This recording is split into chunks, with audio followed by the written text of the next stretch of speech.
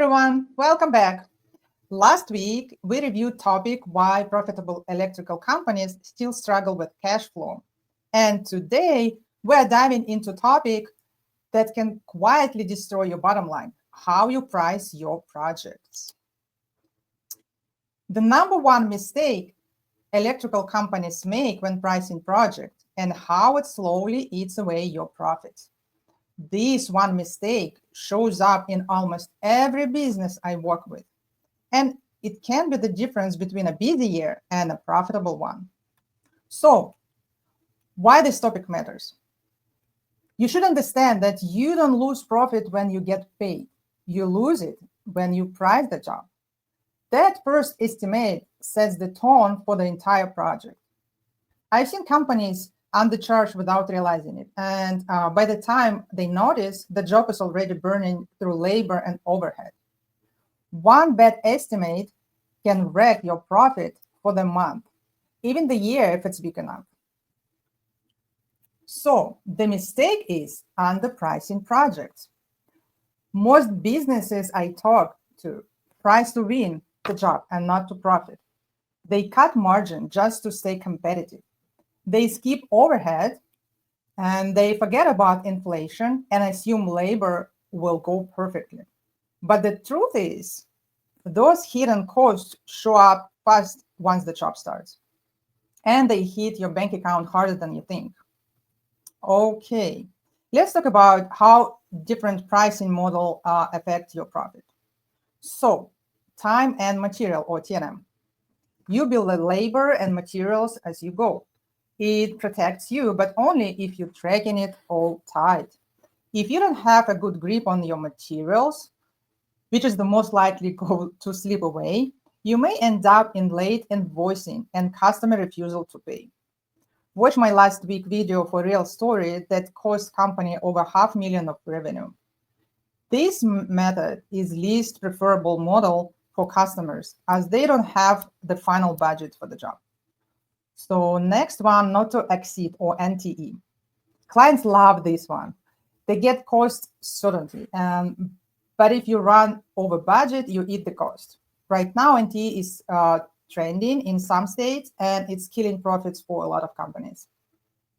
So agreed price or fixed bid. This is solid only if your estimating process is on point, because every dollar you underestimate comes out of your pocket. So the next one is cost plus. For this one, bill is based on hours and materials used cost plus margin. This model could be negotiated between T&M and NTE.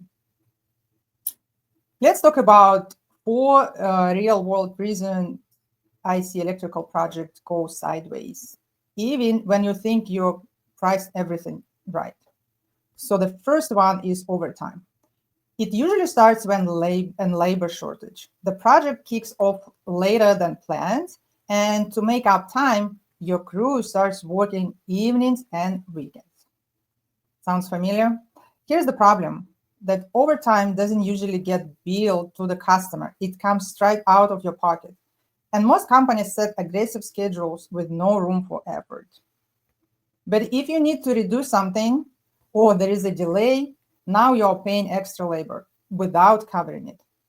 Just one job mistake that can kill your margin. Second one, out-of-state jobs. These come with surprises. Different states have different code requirements, material specs, even labor laws. One of my clients won a job in a new state and didn't realize the electrical poles needed to meet stricter specs. The upgraded materials alone ate up almost 5% of their margin, gone before the job even started. So third one, client communication. If you don't clearly explain the value you bring, clients only see the number on the proposal.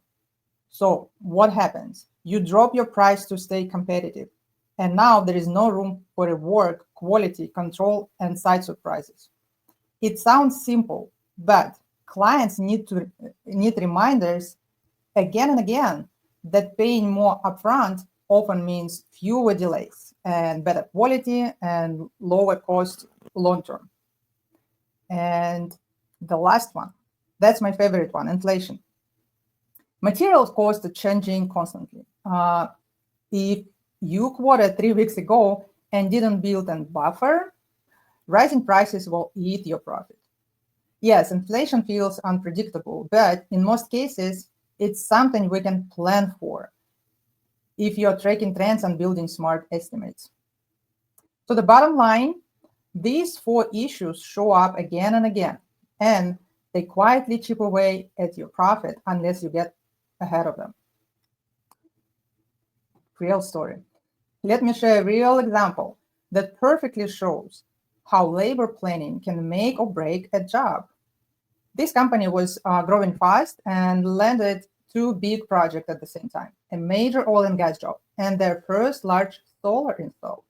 They sent their top crew to the oil and gas side, thinking they could handle both. But for the solar project, they assigned a less experienced team.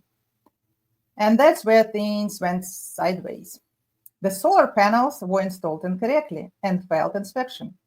They had to redo the entire install, which ended up costing them $110,000 out of pocket.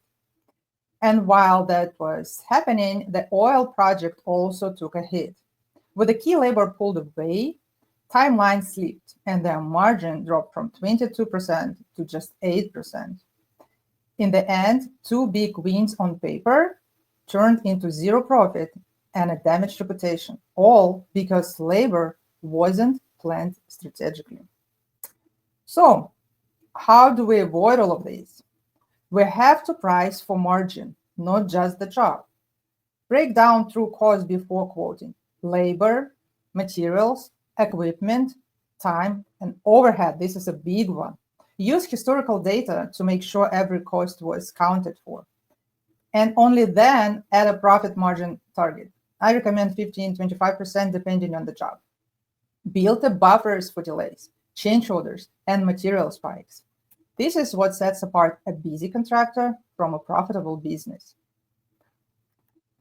Tools to make pricing smarter. The contractors I see growing sustainably all use system. Job costing tools to compare quotes versus actual costs. Budget templates for estimating based on real historical data. Pre-bid reviews and advisory support to stress test your pricing. Don't price alone in the dark. If any of these hit home, here's what to do next. Download ebook, 12 Financial Mistakes, and DM me for a 30-minute pricing review to uncover hidden losses. And thank you so much, and see you next week. Bye-bye.